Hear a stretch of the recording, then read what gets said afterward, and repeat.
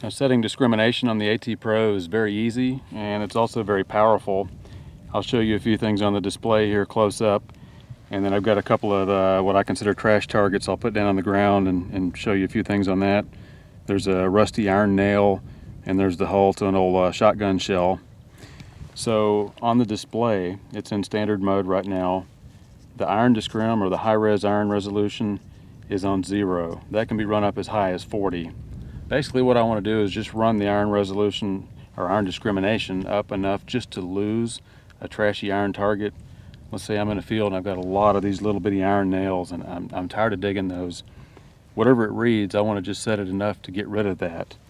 And I'll do that by going in here, and I've got the iron discrim button.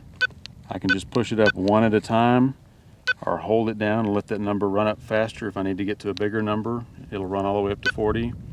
Or again, I can run it back down to 0 if I want to run with no discrimination. There are also these larger blocks of discrimination. I can move that top cursor over. Let's say I'm getting a lot of pull tabs.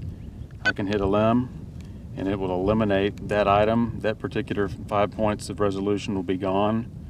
If I want it back, I can just push a limb again, move to that pixel, eliminate it, or bring it back. My choice based on what I want to get rid of.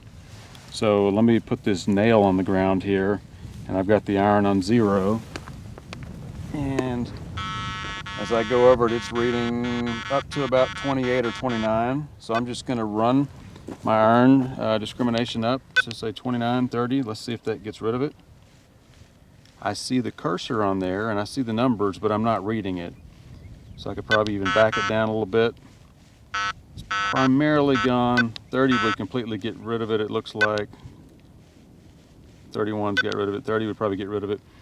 You've just got to set this on based on what you want to get rid of. Ideally, you don't want to put too much discrimination in because iron is going to mask a good target. You want to just lose the bad target and still keep a good target, particularly if they're on top of each other or side by side.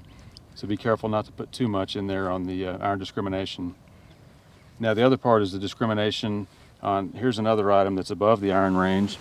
I'll move this nail and I'll put that shotgun hull down and scan across it. It's reading 55, 60 range.